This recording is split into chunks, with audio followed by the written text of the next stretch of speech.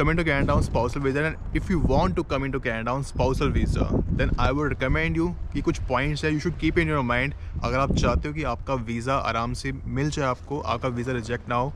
As you know, Canadian government ने IRCC ने it would be very difficult, visa में restriction काफ़ी लगा दी है, कैपिंग काफ़ी कर दी है, चाहे वो स्टडी वीज़ा हो, स्पाउसल वीज़ा हो। और बैन नहीं किया है, बैन का भी ऐलान किया है लेकिन अभी बैन किया नहीं है। अगर आप डिप्लोमा सर्टिफिकेट लेते हो तो ऑब्वियसली बात है चांसेस बहुत ज़्यादा है, लेस है या है ही नहीं, सॉरी चांसेस है ही नहीं। तभी चांसेस है अगर आप मास्टर डिग्री पे एनरोल करते हो या कोई प्रोफेशनल कोर्स में एनरोल करते हो, चाहे वो लॉ से रिलेटेड हो, चाहे वो मेडिकल से रिलेटेड हो। Otherwise it would be very hard to get a spousal visa. But yes, अगर आप वर्क परमिट पे हो, आप स्पाउसल वीज़ा लगाना चाहते हो तो आपका लग जाएगा। अगर आप LMI जॉब पे हो, आप अपने पार्टनर को बुलाना चाहते हो तो आपको स्पाउसल वीज़ा आराम से मिल जाएगा। लेकिन आप स्टडी वीज़ा पे हो तो ये कुछ पॉइंट्स है you should keep in your mind.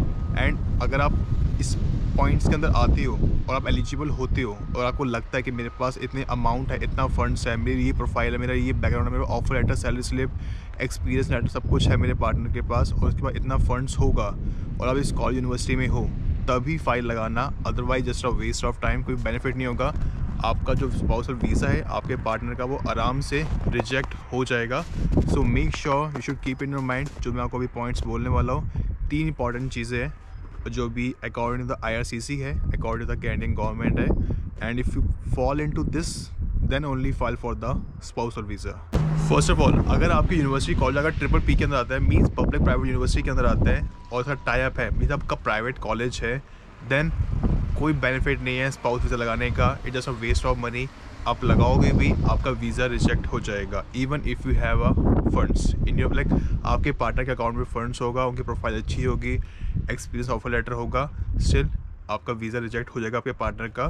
तो कोई बेनिफिट नहीं है if you fall into the PPP category. Second most important चीज़ जो सबसे मेजर रोल प्ले करता है वो है फंड्स। आपके पार्टनर के अकाउंट में, जिसका आप वीज़ा लगाने वाले हो, जिसका स्पाउस वीज़ा लगेगा, उसके अकाउंट में कम से कम 11 से 14 लाख होने चाहिए। पहले क्या होता था कि आपके अकाउंट में अगर 7 से 8 लाख है तो चलेगा, लेकिन जब से ये न्यू रूल्स चेंजेस आए हैं फ्रॉम द 31 दिसंबर जनवरी में, जितने भी नए नए रूल्स चेंज आ रहे हैं IRCC के थ्रू, कैनेडियन गवर्नमेंट के through, I would highly advice you और रिकमेंड यू आपके अकाउंट में, मीन्स आपके पार्टनर के अकाउंट में मिनिमम 11 से 14 लाख होने चाहिए, चाहे वो सेविंग के अंदर हो, चाहे वो FD के अंदर हो। और ये भी से बहुत मैटर करती है कि अगर आपका चाहते हो कि आपका स्पाउस वीज़ा जल्दी से जल्दी लाइक अप्रूव हो जाए, तो ये भी चीज़ें बहुत मैटर करती है। उनका like work experience, offer letter, experience letter, salary slip, bank statement last 6 months की सारी चीज़ें होनी चाहिए। उनकी बैंक स्टेटमेंट लास्ट 6 मंथ्स के अंदर आराम से अबव 10 लाख होगा तो ही चांसेस ज़्यादा है कि उनका आराम से अप्रूव हो जाएगा। उसका रीज़न क्या है? क्योंकि अभी कनाडा में ना इन्फ्लेशन बहुत ज़्यादा है, चीज़ें बहुत महंगी हैं, चाहे वो रेंट अकोमोडेशन हो, चाहे वो ग्रॉसरीज हो, चाहे वो पब्लिक ट्रांसपोर्टेशन हो, चाहे वो गैस हो, गैस मीन्स पेट्रोल, मतलब सारी चीज़ें बहुत एक्सपेंसिव है। तो उसके अकॉर्डिंग, तो कैनेडियन गवर्नमेंट के अकॉर्डिंग, IRCC के अकॉर्डिंग आपके पास इतना इनफ फंड्स होना चाहिए कि आप आराम से अपने आप को सेटल डाउन कर सको, आप अपने एक्सपेंसेस निकाल पाओ। ऐसा ना हो कि आप होमलेस हो जाओ, आपको लेने के देने पड़ जाए, खाने के लाने पड़ जाए आपके। तो that's why this is one of the reason कि आपके पास इनफ फंड्स होना चाहिए आपके अकाउंट के अंदर। बहुत बार मैंने क्वेश्चन होता है कि यार मैं डिप्लोमा लिया हुआ है, मैं सर्टिफिकेट कोर्स लिया हुआ है, क्या मेरा अगर मैं अपने पार्टनर को बुलाना चाहूँ क्या मैं बुला सकता हूँ? क्या उसका स्पाउस वीज़ा अप्रूव होगा या नहीं होगा? देखो, आप ऑलरेडी कनाडा के अंदर हो, अगर आप 34 दिसंबर 2023 से पहले हो, आप सितंबर इनटेक में आए थे, अब किसी भी पब्लिक यूनिवर्सिटी के अंदर हो, आप PPP के अंदर नहीं हो, PPP में हो के थोड़े बहुत चांसेस बहुत कम है।